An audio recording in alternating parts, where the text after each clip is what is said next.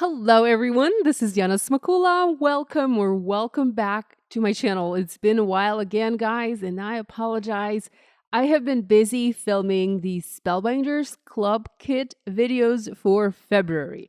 I'm leaving to go to a Creative World show in Frankfurt in a couple of days, and I needed to catch up on all the things. So I have been busy with some of my other work and some of my other projects.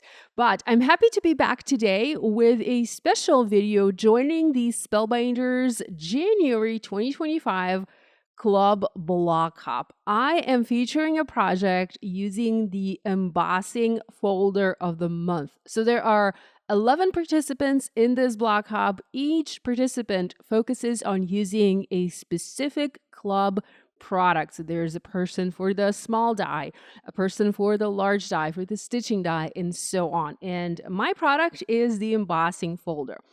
First of all, let me apologize for the huge mess on my desk. I was not planning to film this video.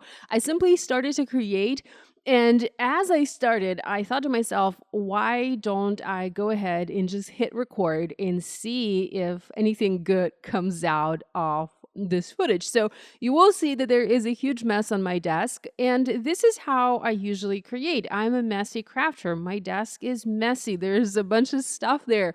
I do clean from time to time, especially when I switch between the different projects, but most of the time, this is what I have on my desk, and I'm sure many of you can relate. So I started working on my project by foiling a sentiment from the Better Press kit of the month. You will see that I'm using a ton of different kits today. So not just the embossing folder, but a bunch of kits as well.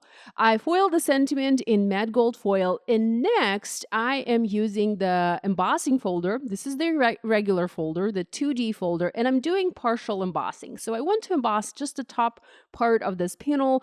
Everything above the sentiment is going to be embossed. I used my Spellbinders Platinum 6 die cutting and embossing machine. I placed the panel inside the folder, but not all the way, only covering the portion of the cardstock above the sentiment. Then I added my cutting plate on top, the sandwich for embossing with a regular 2D embossing folder, just in case you guys don't know, but I'm pretty sure you do know. It's the platform base, the platform top, then you have your embossing folder with a medium inside and a cutting plate. So you just need one cutting plate. I have a pretty much brand new cutting plate here just because I recently switched to new plates, and this is a lilac shimmer cutting plate from my lilac shimmer Platinum 6 die cutting and embossing machine, which I have and love, but I have it sitting on my shelf. It just sits pretty there. I do use the Platinum 6 most of the time. Anyhow, I am talking way too much in this video. To make sure you do not have any harsh line when you do a partial embossing, you need to make sure that the top cutting plate only sits above the embossing folder and it does not cover it completely. So just scooch it to in my case, to the left a little bit. It's about a 1/4 inch off from the edge, and that allows me to have that nice embossing that sort of fades into cardstock without any embossing. I hope that makes sense. So this is a look at the panel that I have. I love the way this looks. It's very beautiful. It's very soft. It's very subtle. But it's also boring, you know? So we're going to add a bunch of stuff to it. First, I'm going to add some ink blending. And here I'm using dark blue ink from Simon Says Stamp from my stash and one of the large Spellbinders fluffy blending brushes. And I'm applying a ton of ink. I want to darken this panel and keep just that section with the sentiment, the true original color. So I'm adding a bunch of color here, and I'm going all the way around the panel, just keeping the sentiment portion free from ink blending. It's going to lighten up a little bit. It's not going to be quite as dark, but it will still be darker than the original cardstock color. Next, I'm using black ink. This is the Versaclair black ink.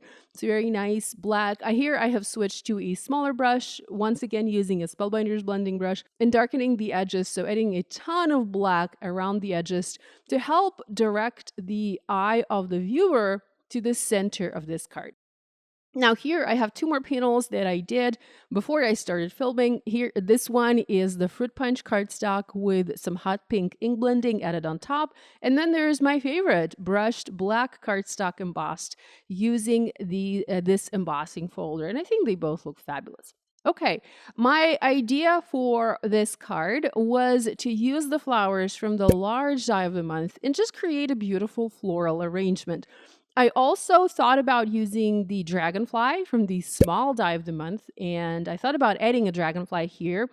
Honestly, I would have added it, but I kind of was running out of time. I needed to make sure that I finished this video, by a certain time, and I just did not have any time left to decorate a dragonfly, so I did not. I ended up just adding the flowers and the foliage, and these are beautiful. So the large die of the month, it's a beautiful atrium die. There is that large atrium die. It's great for shaped cards, but aside from the atrium die, you also have these florals. And well, we all love florals, don't we? I mean, because you can never have too many different kinds of flowers for your cards, right? So here I use these Spellbinders cardstock in different shades and different colors, and I die cut the pieces. For the leaves, I die cut each piece twice, and I adhere the two together to make the leaves sturdier, especially like the branches. I wanted them sturdier here. Speaking of cardstock, Spellbinders cardstock is on sale, guys. It is up to 30% off, and Spellbinders is clearing the old cardstock because they are going to have new cardstock, new 48 colors launching on February 10th. The new cardstock colors are going to be similar to the old cardstock colors, but they're also going to be a lot of new colors. Now, the reason for it is, as you know, Spellbinders cardstock is beautiful, but a lot of it has been out of stock for a very long time. And Spellbinders wasn't able to bring the cardstock back in stock. So the solution for that problem was to come out with a whole new cardstock line. And this is what they did. So this new cardstock line is coming on February 10th.